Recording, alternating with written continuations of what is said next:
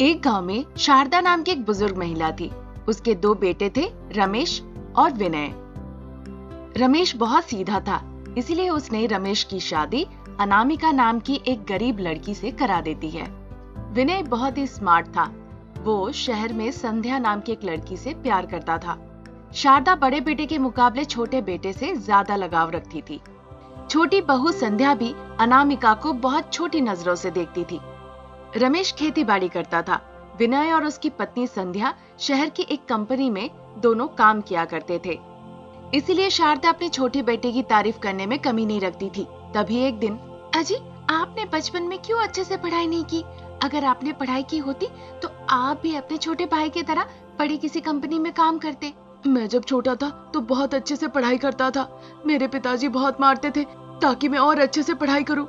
जब मैं 90 अंक लाता था तो वो मुझे पीटते थे कि मैंने 10 अंक कहाँ गवा दिए। क्या आप जानते हो, वो हमेशा मेरे सर पे वार करते थे। इसीलिए मैं धीरे धीरे बेवकूफ होता चला गया। हाँ। अरे, ये तो बहुत बुरी बात है। बुरा मत मानिए। क्या हुआ? अगर आप पढ़ाई नहीं कर पाए तो आप बहुत अच्छा काम कर रहे हैं। आप खेती कर रहे हैं और कई अमीरों का पेट भर रहे हैं। किसान होने के नाते मुझे आप पर बहुत गर्व है। रमेश और अनामिका जब बातें कर ही रहे थे, शारदा वहाँ पे आती है। शारदा बहुत खुश नजर आ रही थी। माँ, क्या हुआ? तुम इतनी खुश क्यों हो? क्या बात है, मुझे बताओ ना। तुम्हें पता है, तुम्हारे भाई को मैनेजर की नौकरी मिल गई। उसका वेतन 5 लाख के आसपास हो गया। मुझे उस पर कितना गर्व है। तुम भी हो, पर क्या फायदा, हमेशा वही बेवकूफ वाला चेहरा और बीवी की साड़ी पकड़ के घूमते हो। माँ, ऐसा मत कहो, इसमें मेरी क्या गलती है? तुम इतने बेवकूफ हो कि कोई अपनी लड़की तक नहीं देती। वो तो किस्मत से लड़की मिल गई। अपने भाई को देखकर कुछ सीखो। देखो अनामिका, माँ मुझे हमेशा डांटती है। मैंने कोई गलती नहीं की। अरे अरे, बुरा मत मानिए, कोई बात नहीं, इस तरह रोइए नहीं। रमेश रो रहा था और अनामिका उसे दिलासा दे रही थी। तभी विनय और संध्या वहाँ आ जाती है। विनय बहुत ही उत्साहित था क्योंकि वो मैनेजर बनने जा रहा था। माँ, मुझे आशीर्वाद दो, मेरा सपना सच होने जा रहा है। खुश रहो बेटा। सासू माँ, उन्हें मैनेजर का पोस्ट मिल रहा है, हम बहुत खुश हैं। लेकिन यहाँ एक समस्या है। क्या है बेटा? कुछ नहीं माँ, अब हम यहाँ नहीं रह सकते। मुझे शहर में बैठना होगा। इसीलिए किराए के घर के बजाय हम सोच रहे हैं कि अपना घर बेहतर है। अभी तुम्हें शहर में अपना घर कहाँ मिल सकता है? हमारे पास उतने पैसे भी नहीं। क्यों नहीं है पैसे? हमारे पास बहुत जमीन है। अगर हम उन्हें बेच देते हैं तो हम शहर में आराम से घर खरीद सकते हैं ना। फिर हमें कोई दिक्कत नहीं होगी माँ। विनय के इतना कहते ही रमेश को बहुत गुस्सा आ जाता है। गुस्से में अनामिका को छोड़ के वो भाई से लड़ने लग जाता है। तुम किस बारे में बात कर रहे हो? मैं उस धरती पे खेती करता हूँ, तुम उसे छू भी नहीं सकते। हाँ सासू माँ, बिना खेती के हम कैसे रहेंगे? बताइए बताइए आप। तो आप क्या चाहते हैं, हम इस गांव में रहकर मरे? वो सिर्फ भैया का ही जमीन नहीं है, मेरे पति का भी हिस्सा है उसमें। अगर जरूरत पड़े तो हम उसे छीन के भी ले जा सकते हैं, समझे? संध्या, तुम चुप रहो, मैं बात करती हूँ। नहीं माँ, अगर उन्हें चाहिए तो मैं कुछ पैसे दे दूंगा। पैसे लेके वो जमीन हमें दे दे बस। ये कैसे संभव है? मैं नहीं मानता, तुम मेरे जमीन से मुझे अलग नहीं कर सकते। अरे बड़े बेटे, तुम चुप रहो, तुम बात मत करो, मैं सोचती हूँ इस बारे में। अरे अनामिका, विनय जो पैसा दे रहा है उसे ले लो और अपने पति को अंदर ले जाओ। इस मामले में कोई समझौता नहीं। हम विनय के लिए अपना खेत बेचेंगे बस।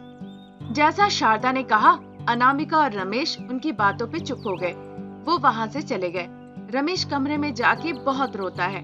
वो मुझे मेरे खेतों से अलग कर रहे हैं, मैं उनके साथ नहीं रहूंगा।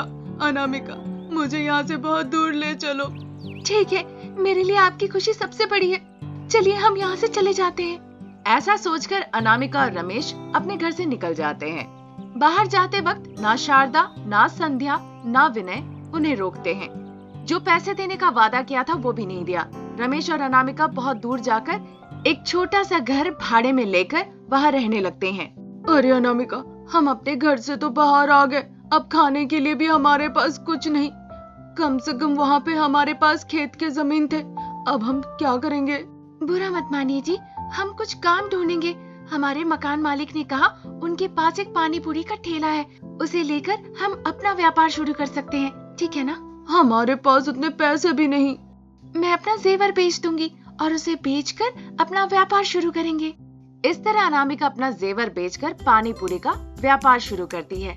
पानी पूरी का व्यापार अनामिका का बहुत अच्छे से चल जाता है। स्वादिष्ट पानी पूरी देखकर बहुत लोग वहाँ पर पानी पूरी खाने आने लगे। कुछ ही दिनों के अंदर उन्हें अच्छा मुनाफा होने लगता है। क्योंकि अनामिका के पानी पूरी का स्वाद बहुत ही स्वादिष्ट थे, इसीलिए शहर से भी उसे ऑर्डर मिलने लगे। अचानक से अनामिका करोड़पति बन जाती है और फिर वो अपना घर भी खरीद लेती है। अपने पति के लिए वो 5 एकड़ जमीन भी खरीद के देती है। रमेश और अनामिका अपने व्यापार और खेती बाड़ी में बहुत व्यस्त हो चुके थे कि ऐसी परिस्थिति आ गई कि अब लोगों को वो नौकरी भी देने लगे। तभी एक दिन उनके घर के सामने आकर शारदा, विनय और संध्या दिशाहीन होकर आके खड़े थे। विनय आके अपने भाई के पैरों में गिर जाता है। मुझे माफ कर दो भैया, मैंने बहुत बड़ी गलती की कि खेतों को बेच दिया। अब तुम्हें मुझे बचाना होगा भैया। हाँ बेटा, उसकी कंपनी घाटे में थी, उन्होंने सब बंद कर दिया और मैनेजर के तौर पे सारा भुगतान करना पड़ा, इसीलिए सब जायदाद बेच दी। हमारे पास सर छुपाने के लिए कोई जगह नहीं, आप ही एक है दीदी, अनामिका दीदी, हमें बचा लीजिए, हमारे सारे पापों को माफ कर दीजिए दीदी। उस दिन मेरे पति असमर्थ थे, पर आज वो आप सभी के लिए है। चिंता मत कीजिए, सारी समस्या आप सभी की समाधान हो जाएगी। अनामिका की ये बात सुन के सब बहुत खुश हो जाते हैं। तभी से शारदा, रमेश, अनामिका, विनय और संध्या उसी घर में एक साथ खुशी खुशी रहने लगते हैं। एक गांव में एक दंपति रहते थे, शारदा और प्रसाद। उनका एक बेटा था, रमेश। रमेश खेती बाड़ी का काम करता था अपने परिवार को चलाने के लिए। पूरे गांव में रमेश की अच्छी ख्याति थी। वो किसानों का मदद भी किया करता था, साथ ही साथ खेती में कीटनाशकों का कम इस्तेमाल करता था। गांव में लोग उसे आदर्श मानते थे। तभी एक दिन शारदा कहती है, बेटा रमेश, तुम पूरे परिवार का देखभाल कर रहे हो, गांव में अच्छा नाम भी कमाए हो और तुम्हारी ख्याति भी है। ये सब कुछ तुम्हारे लिए ही हुआ है माँ, क्योंकि तुम हमेशा मुझे हिम्मत देती रही हो, कुछ भी करूँ उत्साह देती हो। हाँ, अब तो तुम अपनी माँ का दिल जीत लोगे। मैं समझा नहीं पिताजी, आप ऐसा क्यों कह रहे हैं मुझे? हर किसी का समस्या का समाधान करके तुम अपने घर वालों का दिल जीत रहे हो। पिताजी, इसमें दिक्कत क्या है? मम्मी, पापा क्या कह रहे हैं? पापा इस तरह से क्यों कह रहे हैं? हाँ बेटा, तुम्हारे पिताजी की उम्र हो रही है, अब मैं भी घर का काम नहीं कर सकती। अब हम बस एक ही बात सोच रहे हैं, तुम्हारी शादी करा के हम शांति से जिएंगे। मतलब आप लोग क्या कह रहे हैं? शादी हो जानी चाहिए, यही हम चाहते हैं। कब तक तुम इस तरह अकेले अकेले रहोगे और खेती बाड़ी करोगे बताओ? ठीक है, जैसी आपकी इच्छा। कुछ मत करो, जिस लड़की को दिखाएंगे उससे शादी कर लो, हम खुश हो जाएंगे। ठीक है माँ, जैसा आप कहेंगी वैसा ही करूँगा। अगले दिन शारदा और प्रसाद रमेश को साथ लेके पड़ोस गांव में जाते हैं। रविंद्र की बेटी अनामिका के साथ वो शादी तय कर देते हैं। रमेश को अनामिका काफी पसंद आती है, ऐसा तक कि शारदा और प्रसाद को भी अनामिका का हाव भाव बहुत पसंद आता है। फिर देर न करते हुए वो अनामिका और रमेश की शादी करा देते हैं। पूरा परिवार शादी के जश्न में झूम उठता है। नई बहू के आने से घर में चमक आ जाती है। सासू माँ, अब चिंता मत कीजिए, मुझे सब खाना पकाने आता है। आप और पिताजी जो कहेंगे मैं बस सब बना दूंगी। मतलब कल के बाद से हमें स्वादिष्ट भोजन खाने को मिलेगा लगता है। रोज रोज एक ही तरह का खाना खा के मैं थक गया हूँ। लगता है ईश्वर ने तुम्हें भेजा ही है हमारे लिए। बस बस, बहुत हो गया अब तक तो। अब मेरे पकाने के प्रशंसक थे, भूल गए क्या? वो पुरानी बात है, वही एक खाना खाते खाते मैं अब थक गया हूँ। पिताजी की बातें सुन के अनामिका मुस्कुराने लगती है। ये सुन के शारदा शर्मा जाती है। अब बहुत हो गया, बहू के सामने मेरी बेइज्जती करा रहे हो और अपनी बड़ाई। सासू माँ, आप और पिताजी कितने मजाकिया है। अनामिका और शारदा जब बातें कर ही रहे थे तभी रमेश आ जाता है। रमेश बहुत चिंतित दिख रहा था। उसे देखकर शारदा बहुत परेशान हो जाती है। क्या हुआ, मुंह क्यों लटका हुआ है? शादी के 1 हफ्ता हो गया, अभी तक तुम्हारा चेहरा उदास लटका है। क्या कहूँ माँ, हमारी खेती बाड़ी अच्छी नहीं चल रही। हमारा नहीं, पूरे ग्रामीणों का बस वही हाल है। ये सोचकर बहुत बुरा लग रहा है। इतनी चिंता मत करो तुम, अभी अभी शादी हुई है। बहू के सामने ऐसे दुखी मत रहो। कितना भी दुख क्यों ना हो, परिवार के सामने नहीं दिखाते। अभी मुनाफा नहीं हुआ, पर अगली बार हो जाएगा। जाइए पैर धो के आइए, मैं खाना परोस देती हूँ। अरे जल्दी आओ, बहू ने बहुत अच्छा खाना बनाया है, एक बार खा के देखो। सभी एक साथ खाना खाने बैठ जाते हैं। अनामिका खाना परोसती है। पति को उदास देखकर अनामिका कहने लगती है, अगर एक ही फसल हर साल जमीन पे उगाएंगे तो मुनाफा कम होता जाएगा। हर बार अगर अलग अलग फसल उगाएंगे तो हमें इससे ज्यादा फायदा होगा। कैसे संभव? पानी वाले खेत में अलग अलग फसल कैसे उगाओगे? हमारे पास एक ही खेत है। अरे रुको, बहू को अच्छे से कहने दो। तुम कहो बेटा। ठीक है, साफ साफ बताओ अनामिका। एक खेत में एक फसल उगाते हैं, बीच बीच में अगर हम नेनुआ, झींगा, चढ़ाई वाले पौधे लगाएं, फसल काटने के बीच बीच में दूसरे फसल लगाने चाहिए। इस तरह से हमारे पास 3 तरह के अलग अलग के फसल होंगे। वैसे मैं उदास हूँ, ऊपर से तुम मुझे और पागल बना रही हो। कोई फिल्म नहीं है कि तुम इस तरह करोगी। अनामिका ने जो कुछ कहा रमेश को अच्छा नहीं लगा, इसीलिए खाना छोड़ के वो गुस्से से चला गया। शारदा और प्रसाद ने रमेश को बहुत रोकने की कोशिश की। अनामिका को बहुत बुरा लगा। बेकार का अपने पति को परेशान किया, ये सोच के वो रोने लगती है। तभी शारदा आके अपनी बहू को समझाने लगती है, ये मर्द ही ऐसे हैं, औरतों की बातों का सम्मान ही नहीं करते। इन्हें करके दिखाना होगा, तब ये रास्ते पे आएंगे। घर पे ही तुम कुछ करके दिखाओ, तब ये तुम्हारी बात सुनेगा।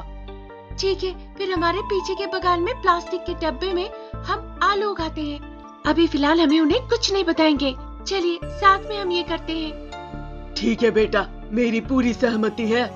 इस तरह अनामिका और शारदा दोनों मिलकर अपने पीछे के बगान में प्लास्टिक के डब्बे में आलू की खेती करते हैं। 3 महीने के अंदर ही उस प्लास्टिक के डब्बे में ढेर सारे आलू उगते हैं। ये देखकर अनामिका और शारदा बहुत खुश होते हैं। प्लास्टिक डब्बे में आलू फसल की बात वो जाके रमेश को बताते हैं। रमेश जब खुद ये सब देखता है तो वो आश्चर्य हो जाता है। देखा तुमने, बहू बहुत बुद्धिमान है। अगर तुमने उसी दिन सुन लिया होता तो आज तुम्हें कितने मुनाफे होते। हाँ माँ, सच में अनामिका ने बहुत अच्छा काम किया है। मुझे तो अनामिका पर विश्वास ही नहीं हो रहा है। प्लास्टिक डब्बे में आलू उगाना तो बहुत आश्चर्यजनक बात है। मैं तो कभी सोच भी नहीं सकता। कल से मैं अनामिका के बातों के मुताबिक ही खेती बाड़ी करूँगा। अगर अनामिका इस तरह की अक्लमंदी का काम करती रही तो व्यापार में हमें तो बहुत अच्छा मुनाफा हो जाएगा माँ। सच में अनामिका हैट्स ऑफ। रमेश के मुंह से ऐसी बातें सुन के अनामिका और शारदा बहुत खुश होती है। तब से अनामिका के कहे मुताबिक रमेश अपना खेती बाड़ी का काम करने लगता है, जिससे रमेश को बाद में खेती बाड़ी में बहुत मुनाफा होने लगा। उनके द्वारा अपनाए जाने वाले सभी तरीके गांव वालों को भी बहुत पसंद आने लगे। अनामिका गांव के सभी लोगों को अपने तरीके बताती है, जिससे गांव फसल से हरा भरा हो जाता है।